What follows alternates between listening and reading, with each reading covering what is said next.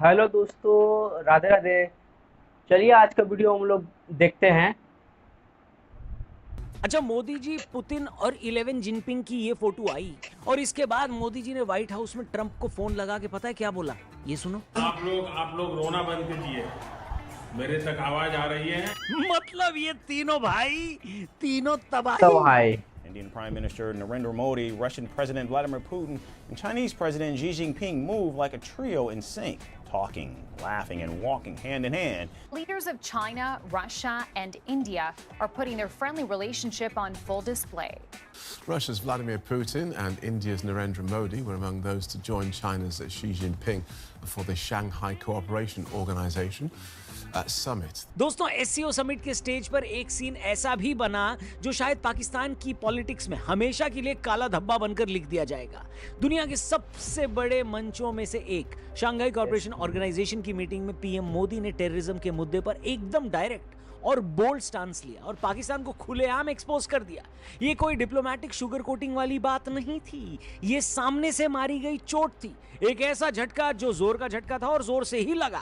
प्रधानमंत्री मोदी ने पूरी दुनिया के सबसे बड़े लीडर्स के बीच पहलगाम हमले का जिक्र किया और ये कह दिया कि जिन लोगों ने भी पहलगाम हमले के दौरान भारत का साथ दिया, उन सभी देशों का आभार रहेगा। मजे की बात यह थी कि इस दौरान शहबाज शरीफ सेम मीटिंग में बैठे थे, उनकी शक्ल सूख के छुहारा हो गई थी। हाल ही में हमने पहलगाम में टेररिज्म का बहुत ही घिनौना रूप देखा। इस दुख की घड़ी में जो मित्र देश हमारे साथ खड़े रहे, मैं उनका आभार व्यक्त करता हूं। इस स्पीच का सबसे बड़ा इंपैक्ट ये रहा कि एससीओ के बाकी लीडर्स ने भी मोदी की बातों को इग्नोर नहीं किया। आमतौर पर होता यह है कि ऐसे मंचों पर leaders politically correct language use करते हैं, लेकिन यहां रेयर अलाइनमेंट दिखा, जहां मल्टीपल देश इंडिया के स्टैंड के साथ खड़े हो गए। रूस हो या सेंट्रल एशियन कंट्रीज, सबने माना कि टेररिज्म रियल चैलेंज है और अगर डबल स्टैंडर्ड्स चलेंगे तो प्रॉब्लम कभी खत्म नहीं होगी। पाकिस्तान के पास न कोई वैलिड काउंटर था और न सपोर्ट मिला उनको। इमेजिन करो शहबाज शरीफ के लिए कितना ऑकवर्ड मोमेंट रहा होगा जब मोदी जी के बोलने के बाद हॉल में बस एक्सेप्टेंस वाली वाइब रही होगी, है कि नहीं? गजब बेइज्जती है। बेइज्जती गजब थी, लेकिन अकेली बेइज्जती नहीं थी भाई, अभी तो पाकिस्तान को और जलील होना था। एक वीडियो वायरल हो रही थी जिसमें प्रधानमंत्री मोदी पुतिन के साथ बात करते हुए जा रहे हैं, जबकि दूर खड़े शहबाज शरीफ हसरत भरी निगाहों से उस तरफ देखते हैं कि काश मोदी की जगह मैं पुतिन से बात कर रहा होता। लेकिन भाई हेलो, ओ शहबाज शरीफ, सपने ना औकात के अनुसार देखने चाहिए, है कि नहीं?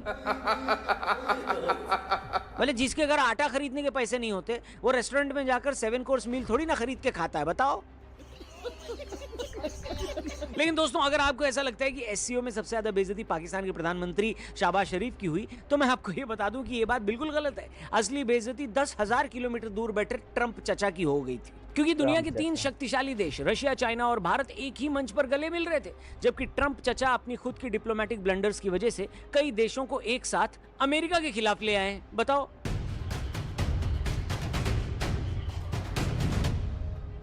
इससे पहले कि हम लोग ट्रंप की हुई गजब बेइज्जती पर और डिटेल में बात करें, आप हमारा लेटेस्ट पॉडकास्ट मिस मत करना ऑथर अमीश त्रिपाठी के साथ। ये देखिए ट्रेलर। मुझे आज भी समझ में नहीं आता है कि ससुरा ये कहानी आती कहाँ से है। क्यों जब लैपटॉप खुलता है बस ये दृश्य मुझे दिखने लगता है। या फिर आपको कुछ ऐसा मिल गया और आप बता नहीं रहे हो, कहीं ये सारी कहानी फिलोसोफर स्टोन। आपको कोई एक बहुत मोटी बुक मिली है। काश ये सच होती। ये एपिसोड ऑलरेडी रिलीज हो चुका है, डिस्क्रिप्शन और पिन कमेंट में लिंक दिया है, जल्दी से जाकर द रौनक पॉडकास्ट चैनल यानी टीआरपी चैनल पर इस एपिसोड को जरूर देखना। वीडियो में आगे बढ़ते हैं। तो दोस्तों, एससीओ यानी वो मंच जहां रशिया, चीन, सेंट्रल एशियन मुल्क और अब भारत जैसे बड़े प्लेयर एक साथ बैठकर जियोपॉलिटिक्स के रूल्स लिखने की कोशिश कर रहे हैं और इसी वजह से अमेरिका की टेंशन भी नेचुरली बढ़ रही है। एससीओ आज के समय में सिर्फ एक रीजनल सिक्योरिटी फोरम नहीं है, बल्कि एक काउंटर बैलेंस बनाने की राह पर है और भारत की पोजीशनिंग इस ग्रुप में काफी स्ट्रांग है, क्रूशियल है।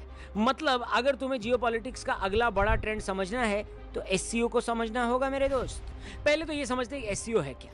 2001 में जो एससीओ शुरू हुआ था उसका मेन मोटिव था टेररिज्म, एक्सट्रीमिज्म और सेपरेटिज्म को काउंटर करना। सिंपल सिक्योरिटी अलायंस जैसा ये लगता था, लेकिन आज 2025 में इसके अंदर की डायनामिक्स पूरी तरह बदल चुकी है। एससीओ के मेंबर्स को अब सिर्फ सिक्योरिटी नहीं बल्कि energy security, trade integration, connectivity, digital cooperation सब कुछ चाहिए। और जब आपके पास रशिया और चाइना जैसे दो हेवी वेट्स एक साथ एक प्लेटफॉर्म पर हो तो ऑटोमेटिकली इसका स्ट्रैटेजिक वेट बढ़ जाता है। यही चीज अमेरिका को अनकंफर्टेबल बनाती है क्योंकि एक अल्टरनेट पावर ग्रुपिंग एग्जिस्ट कर रही है जो वेस्ट के डोमिनेंस को ब्लाइंडली फॉलो नहीं करती। Of the Shanghai Cooperation Organization, a group established by China and Russia in 2001 as an alternative to the Western world order. Well, they don't just meet, they define a new world order. U.S. policies are pushing the global south into a formidable union. Or is Western hegemony just too big to be challenged? अब आप ये समझ लो कि America के लिए challenge क्यों है। देखो, अमेरिका की फॉरेन पॉलिसी का एक बड़ा पिलर है अपना इन्फ्लुएंस मेंटेन करना पूरे ग्लोब पर। उसने नाटो के थ्रू यूरोप, ऑकस और कॉर्ड के थ्रू इंडो पैसिफिक में अपनी पकड़ मजबूत की, लेकिन एससीओ उस नैरेटिव को एक तरह से डाइल्यूट करता है। एससीओ के अंदर चाइना और रशिया ओपनली अपना vision of multipolar world push करते हैं। मतलब एक ऐसा ग्लोबल ऑर्डर जहां वेस्ट का मोनोपोली नहीं चलेगा। ये नेचुरली अमेरिका की इंटरेस्ट के अगेंस्ट है। और जब भारत जैसे साउथ एशिया का सबसे बड़ा डेमोक्रेसी भी एससीओ के अंदर बैठता है तो सिग्नल और भी लाउड हो जाता है मेरे दोस्त कि दुनिया मल्टीपोलर हो रही है। अमेरिका को टेंशन इसलिए भी है क्योंकि भारत उसका पार्टनर क्वाड जैसे ग्रुप्स में है। मतलब भारत एक तरह से ब्रिज की भूमिका निभा रहा है जो वेस्ट और ईस्ट दोनों के बीच बैलेंस बनाकर चल रहा है। लेकिन भारत की इंपॉर्टेंस क्यों है एससीओ में? सिंपल रीजन है, भारत एससीओ का हिस्सा है, ब्रिक्स का हिस्सा है और साइमल्टेनियसली क्वाड का भी हिस्सा है। मतलब एक तरह की मल्टी अलाइनमेंट पॉलिसी। भारत की वजह से एससीओ की क्रेडिबिलिटी बढ़ती है। अगर सिर्फ चाइना और रशिया होते तो अमेरिका आसानी से इसे एंटी वेस्ट ब्लॉक डिक्लेयर कर देता, लेकिन भारत की मौजूदगी इसे बैलेंस्ड और इंक्लूसिव ग्रुपिंग बना देती है। यही वो रीजन है कि वेस्ट भी भारत को इग्नोर नहीं कर सकता। भारत की अपनी स्ट्रैटेजिक सोच भी क्लियर है। भारत चाहता है कि एससीओ के प्लेटफॉर्म से अपने रीजनल कंसर्न्स वो रेज करे, जैसे cross border terrorism, connectivity via central Asia और एनर्जी कोऑपरेशन। साथ ही साथ भारत ये भी इंश्योर करता है कि वो किसी एक कैंप में फंसा हुआ न लगे। तो अब इंटरेस्टिंग एंगल ये है दोस्तों कि एससीओ धीरे धीरे एक अल्टरनेट सिक्योरिटी और इकोनॉमिक फ्रेमवर्क बिल्ड कर रहा है। लेकिन क्या ये नाटो जैसा पावरफुल बन सकता है? फिलहाल तो नहीं, क्योंकि एससीओ के अंदर भी कॉन्ट्रडिक्शंस है, जैसे इंडिया चाइना बॉर्डर टेंशंस है, रशिया और सेंट्रल एशियन मुल्क के अपने कैलकुलेशंस हैं। लेकिन फिर भी ये एक बड़ा सिग्नल है मेरे दोस्त कि अगर एससीओ अपने इकोनॉमिक और डिजिटल कोऑपरेशन को और स्ट्रॉन्ग कर लेता है तो ये definitely America led global order के लिए चैलेंज बन जाएगा। और अमेरिका वालों को ये बात समझ में आ रही है। कल जब अमेरिका के बड़े मीडिया हाउसेस सीएनएन और फॉक्स न्यूज ने एससीओ को अपने सोशल मीडिया पर कवर किया और बताया कि रशिया, चाइना और भारत इस तरीके से मिल रहे हैं, तो उन्हीं के देशवासी यानी खुद अमेरिकन ये लिख रहे हैं कि इसी डोलांडवा की वजह से अमेरिका पूरी दुनिया में पिछड़ रहा है। बताओ, अब ट्रंप चचा अमेरिका को ग्रेट बनाने के लिए निकले थे लेकिन इग्नोर करवा के चले गए। इस मीटिंग के चर्चे अमेरिका में बहुत हो रहे हैं और इतना इंटरेस्ट तो अमेरिका वालों को तब भी नहीं होता था जब अमेरिका पार्टिसिपेट करता है। यही बात बताती है कि एससीओ की वजह से अमेरिका वालों को बहुत ज्यादा मिर्ची लगी है। लेकिन इंडिया वाले उनसे कह रहे हैं, क्या कह रहे हैं अमेरिका से? सुनो, तू क्या है बे? अब क्या चचा डोलांड ये मीटिंग देखकर बौखला जाएंगे? ये तीनों भाई, तीनों तबाही की फोटो देखकर तिलमिला जाएंगे? क्या कोई नई स्ट्रैटेजी लेकर आएंगे? मेरे हिसाब से तो कोई और राष्ट्रपति होता तो टैरिफ वापस ले लेता, लेकिन ट्रंप पगले हो सकता है और ज्यादा टैरिफ लगाकर खुद के पैरों पर कुल्हाड़ी न मार लें। आपको क्या लगता है अब अमेरिका की अगली चाल क्या होगी? क्या आपको लगता है एससीओ भारत के लिए फायदेमंद साबित होगा या फिर हमें अभी भी चीन से फूंक फूंक कर बात करनी चाहिए? जो भी हो, आपके बहुमूल्य विचार यानी राय कमेंट करके हमें जरूर बताएं। चैनल को भी सब्सक्राइब करना और जाने से पहले हमारे लेटेस्ट पॉडकास्ट को जरूर देखना। अमीश त्रिपाठी के साथ बहुत सारी टॉपिक्स पर हमारी बहुत ही इंटरेस्टिंग बातचीत हुई है। लिंक हमने डिस्क्रिप्शन और पिन कमेंट में दिया है। द रौनक पॉडकास्ट चैनल का नाम है, जरूर देखना। इस चैनल को भी सब्सक्राइब करना। जल्दी मिलते हैं, अपना ख्याल रखिए। गुड बाय, जय हिंद।